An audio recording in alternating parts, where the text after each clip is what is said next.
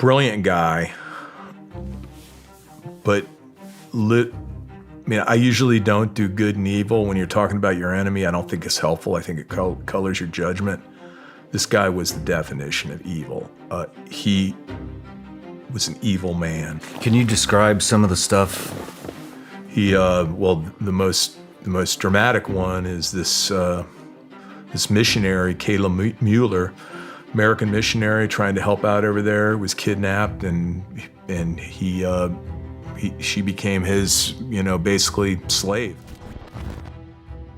The story of modern terrorism cannot be told without mentioning Abu Bakr al-Baghdadi, the sinister leader of the Islamic State, whose image became a symbol of brutality and barbarism.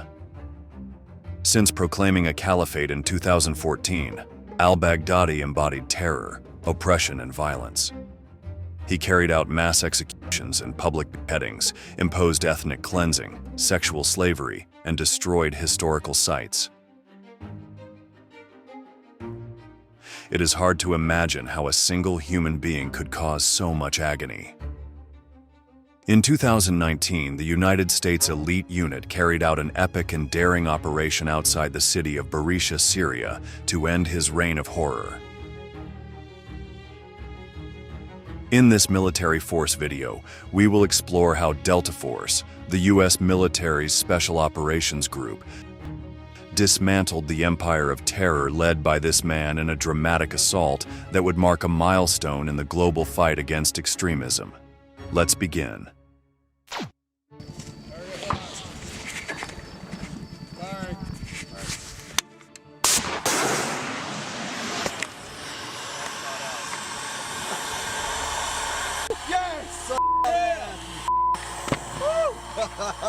Hey, mortars are going too. Yeah. Mortars are going too. There they go. Nice shot, bro. The early morning of October 27, 2019, marked a defining moment in the global fight against terrorism. Abu Bakr al-Baghdadi, leader of the jihadist group Islamic State, or ISIS, was the primary target of a complex and risky military operation carried out in the northeast by Syria's Delta Force. Al-Baghdadi had been the most wanted man in the world, and his elimination would be a monumental blow to the group he led. This mission would mean not only the end of a man who symbolized the brutality of ISIS, but also a strategic triumph in the fight against global terrorism. Abu Bakr al-Baghdadi, whose real name was Ibrahim Awad Ibrahim al-Badri, was born in 1971 in the city of Samarra, north of Baghdad, Iraq. He came from a Sunni family and reportedly considered himself a direct descendant of the Prophet Muhammad through the Quraysh tribe. Al-Baghdadi studied Islamic theology at the Islamic University of Baghdad, which provided him with a religious foundation that he would later use to justify ISIS's brutal actions. Baghdadi joined the Iraqi insurgency following the U.S. invasion of Iraq in 2003. He rose quickly through the ranks of insurgent and terrorist groups, and in 2010 assumed leadership of what was then known as the Islamic State of Iraq. With the civil war in Syria in 2011, Baghdadi expanded the operations of his group, known for its radical interpretation of Islam and heinous acts of violence. أمانة ثقيلة فوليت عليكم ولست بخيركم ولا أفضل منكم فإن رأيتموني على حق فأعينوني وإن رأيتموني على باطل فانصحوني وسددوني.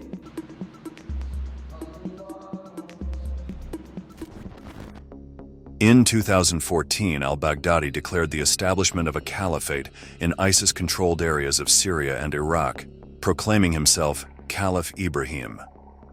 Under his leadership, the group came to control large areas of both countries, imposing a reign of terror characterized by mass executions, sexual slavery, and unprecedented brutality. Baghdadi was responsible for inspiring and orchestrating numerous terrorist attacks in Europe, the United States, and elsewhere, becoming a symbol of global jihadist extremism. His fanatics with blind faith gave everything for him.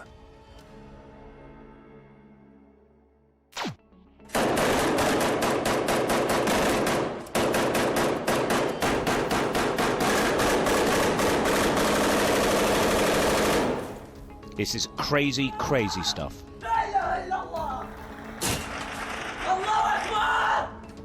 He's high on adrenaline, maybe something else.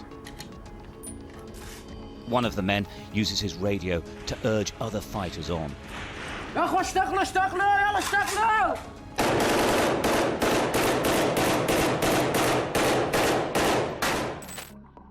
If we are going to talk about the capture of al-Baghdadi, it is impossible not to mention Chris Miller, one of those figures who seemed to emerge from the shadows at the most decisive moments. In November 2020, he was appointed acting U.S. Secretary of Defense, taking the reins of the Pentagon during a time of great uncertainty. As a member of the Special Forces, Miller was involved in some of the most important military missions in recent U.S. history. This official had been following al-Baghdadi for some time. He knew all the crimes he committed, from torture to sexual submission practices. Among his victims was Kayla Muller, an American humanitarian worker who had been captured by ISIS. But it was barbaric. You take the worst thing you could imagine, and he was doing that to Kayla Mueller. We did an operation to go in there one night to get her. She was not there. When I say that, our counterterrorism forces did. Man, it was a hell of a fight. It was epic. Al-Baghdadi was not just a leader, he was a symbol of evil that challenged the world order. His elimination represented a crucial opportunity to dismantle ISIS, which had inspired a wave of terrorist attacks globally. The United States could not afford to let this monster continue to lurk in the shadows. Uncle Sam's country was offering a $25 million reward for any information leading to his capture or death, placing him on a par with Osama bin Laden in terms of importance to the fight against terrorism. Despite continued attempts to locate him, al-Baghdadi managed to evade international forces for several years, moving constantly through conflict zones and using a network of loyal followers to hide. However, in the weeks leading up to this key operation, American intelligence received information about his location. The report on al-Baghdadi's whereabouts was obtained through the collaboration of various intelligence sources. Turkey, one of the key players in the region, provided crucial data on his location 48 hours before the mission. In addition, Iraqi and Syrian Kurds, who had worked closely with U.S. forces in the fight against ISIS, also contributed to the identification of the terrorist leader's hideout. The head of the Islamic State was hiding in the village of Barisha in the province of Idlib, a region in northwestern Syria.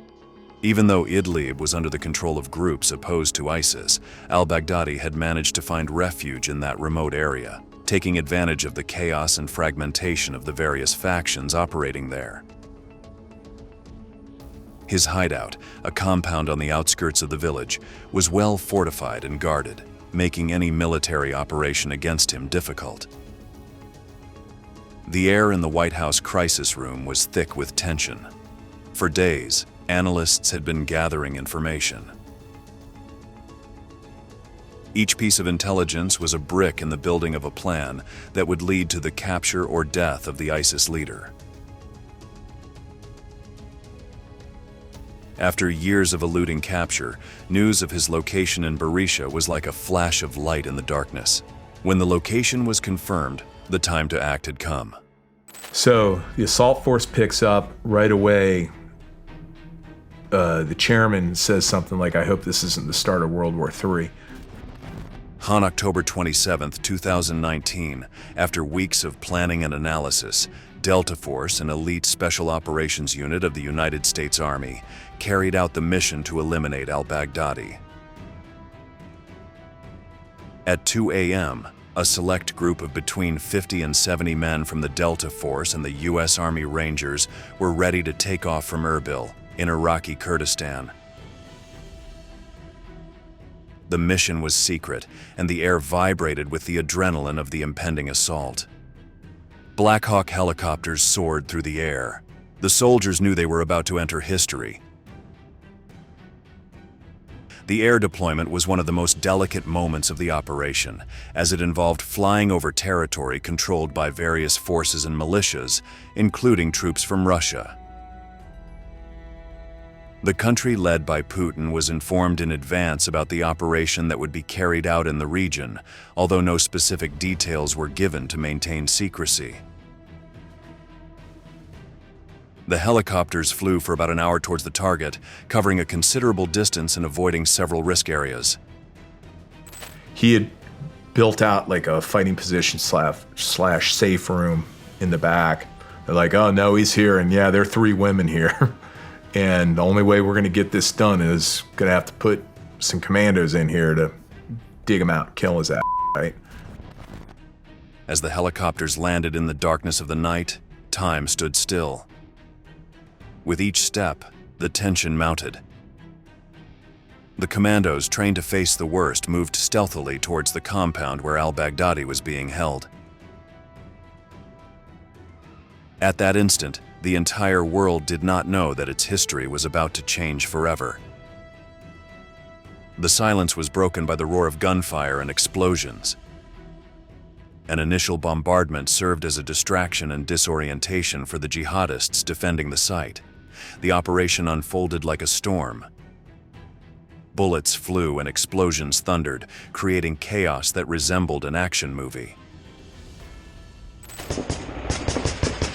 Hey, get in the fucking fight! Let's go! Start shooting! Move up.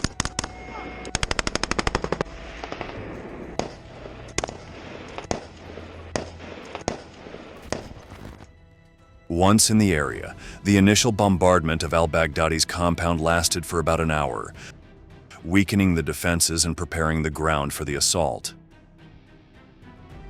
The American commandos entered the compound shortly after the airstrike and began clearing the buildings, facing resistance from the jihadist fighters guarding the terrorist leader's hideout.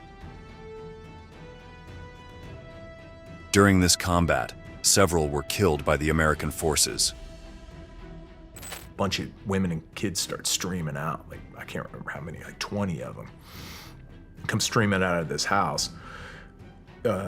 Translators and interpreters are like, what's going on? Is Baghdadi? And they're like, oh yeah, he's in there. He's in there. He's got a suicide vest on, and he's got 3 women with him that are also his wives, one of which was like 14 or something. You know, can you believe this? Can you believe that? Al-Baghdadi, aware of the imminent danger, tried to escape through a tunnel that led to his safety. But the hiding place became his prison. The pursuit of the American commandos pushed him towards the abyss of his destiny.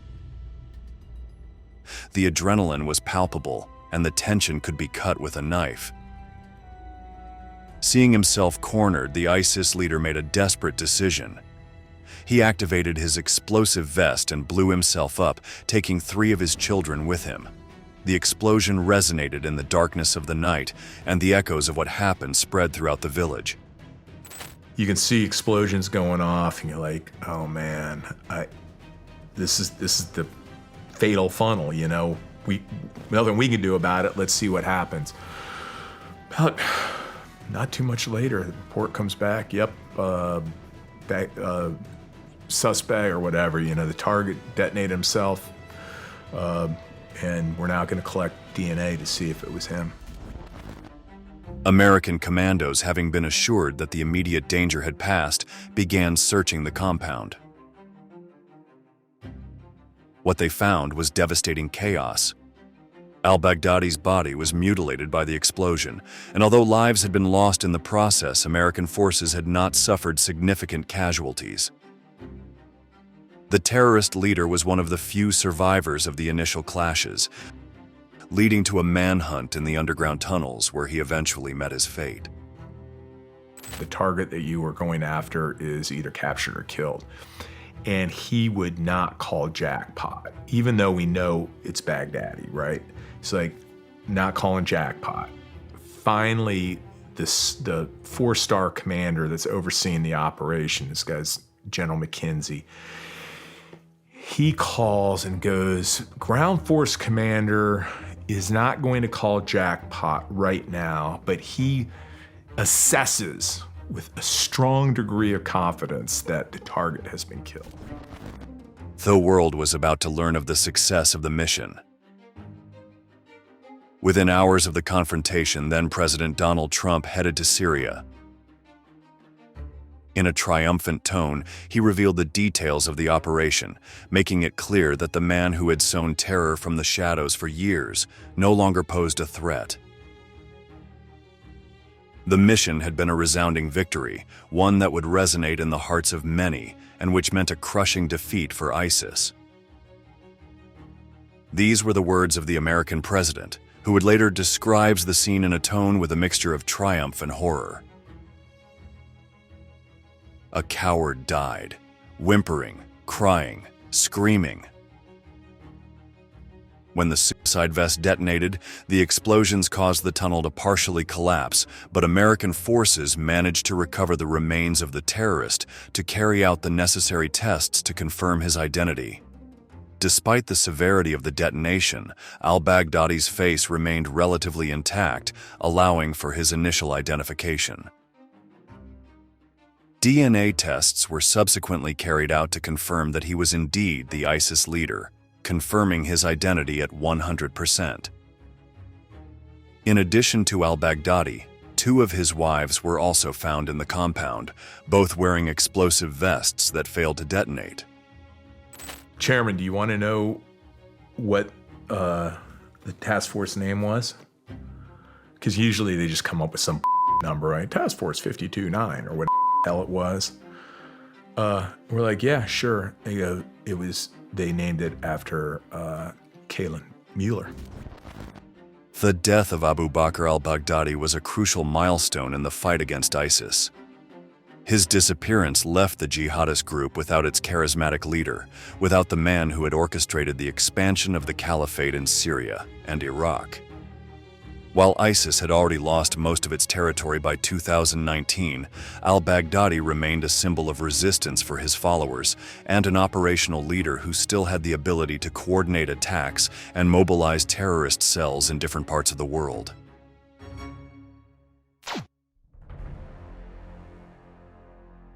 Following the operation, the U.S. government under President Donald Trump received international praise for its success in eliminating one of the most dangerous criminals on the planet. Trump, whose government had been criticized for its decision to withdraw U.S. troops from Syria, used the success of the mission to highlight the effectiveness of American military forces and justify his decisions in the region. However, the operation also sparked controversy when it was revealed that Trump did not previously brief House Speaker Nancy Pelosi and other Democratic leaders about the mission, arguing that he wanted to maintain secrecy due to leaks in the government. Finally, al-Baghdadi's death is a reminder that the fight against terrorism is an ongoing effort that requires not only military action, but also political, economic, and social strategies to address the problems that allow extremism to flourish. As the world celebrates the fall of a terrorist leader, it must remain vigilant and committed to building a future in which violent extremism has no place in society. So the time has come to say goodbye for this time. We invite you to subscribe to the channel to find out about new videos about the Islamic State. Thank you very much for staying with us until the end. We look forward to meeting you again in our next installment of Military Force. See you next time.